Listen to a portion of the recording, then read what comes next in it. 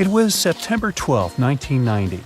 In those times, way before instant messaging and Zoom calls, a little girl was looking for pen pals. Zoe was aboard a ship from England to Belgium on vacation with her parents.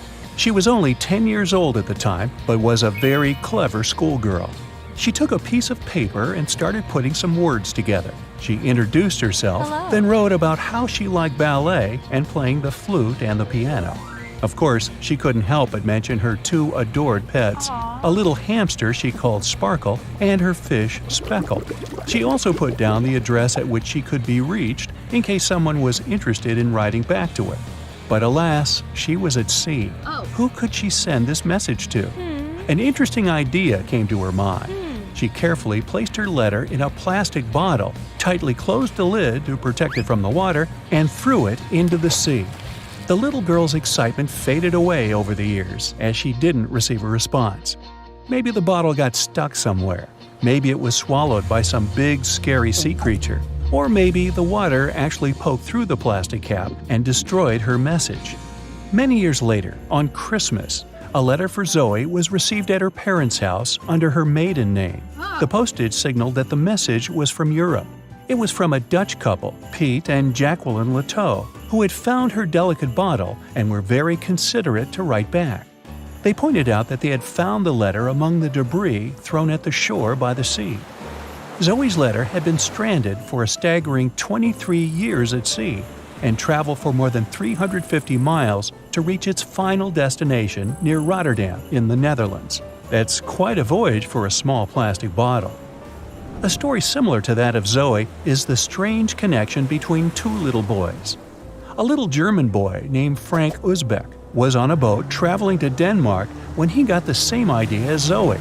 He was 5 years old at the time he put together a message and threw it into the unknown. The year was 1987. He got his response years later when he was 29. His letter, just like the one Zoe would send a couple of years later, had been at sea for 24 years. His message was found by a boy named Daniel Korotkin while he was on a walk with his parents on the Koronian Spit near the Baltic Sea. Daniel was lucky that his father knew enough German to translate the message. The unlikely friends eventually met via video call in 2011. Not all message-in-a-bottle stories have been explained away. In 2013, a Croatian surfer came across a damaged bottle while near the Adriatic Sea. The message it contained dated back to 1985, and it was from a man named Jonathan.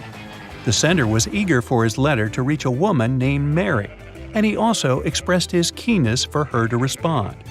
Since the letter was supposedly sent from Nova Scotia, the bottle had to have traveled a mind-boggling 3,700 miles. The message went from the Atlantic Ocean, entered the Mediterranean Sea, and reached the Adriatic shores in Croatia. The identities of neither John nor Mary were ever discovered. There are also messages in a bottle with wonderful love stories to share. This was the case for Ake and Paulina Viking. When Ake, a lonely Swedish sailor, placed a letter in a bottle and threw it in the Mediterranean Sea, he had no idea the piece of paper would eventually reach his future wife. This was in the early 1950s. The bottle was found by an Italian man who was inspired enough to give it to his niece, Paulina. After a year of back-and-forth letters being exchanged, Aki and Paulina eventually met and got married. Having decided to share their story with the world, they became somewhat of a celebrity couple for the time. They even shared video footage of their wedding with the world, and their story was featured in a bunch of newspapers. This fortunate event started a movement between young people looking for love, increasing the number of messages being thrown out at sea in search of a fairy tale ending. Not all the stories that started out like this eventually worked out, though. In 1945, an American named Frank Hayostak placed a similar message to that of Aki's in a bottle and threw it in the waters. Almost a year later, his letter was found by an Irish woman. Her name was Brenda O'Sullivan. Their years of correspondence soon caught the attention of the media at the time, but their friendship never flourished because of the added pressure. They eventually met in person when Frank traveled to Ireland, but he didn't stay for long, and they eventually got out of touch with each other. After Titanic met its strange ending, many bottles containing secret messages started to surface. Almost all of them proved to be counterfeited, apart from one letter. Years after Titanic had sunk in the icy Atlantic waters, a bottle was found on the Irish shores. It was supposedly from a man named Jeremiah Burke, and to this day, it is considered to be the only genuine message in a bottle originating from Titanic. The piece of paper simply stated the sender's name and the location, the Titanic, accompanied by the word goodbye. Since the date has washed away, it's difficult to estimate whether the note was sent before or after the ship had hit the iceberg. The common understanding is, however, that since Jeremiah was looking to relocate to the U.S., he was merely sending his last symbolic regards to his family and friends back in Ireland. This simple way of meeting and sometimes corresponding with people has turned into a hobby for a man from a Canadian province named Prince Edward Island, located east of the U.S. state of Maine. This man, Harold Hackett, claims to have sent over 4,000 bottles into the Atlantic Ocean since 1996. He also claims to have received many responses from all over the world, including letters from people in Europe, like France and Germany, but also from the Bahamas or even Africa. This unlikely pastime earns him about 150 Christmas cards from his pen pals each year. To this day, he refuses to add his phone number to any of his letters. This way, he ensures that if people ever want to contact him, the only means of doing so is via a written letter. He's also studied the best times to send the messages in the water based on the direction of the winds and the currents. Now, some bottles spend a whole lifetime at sea after being cast away by their sender. It was the case for a British man that wrote a message and placed it into a bottle before throwing it in the English Channel in 1914. His name was Thomas Hughes, and he wanted to direct the message to his wife, but was polite enough to write a letter to whoever got their hands on the bottle first, asking them to redirect the piece of paper accordingly. The bottle didn't reach his wife, since it was found 85 years later on the Essex coast.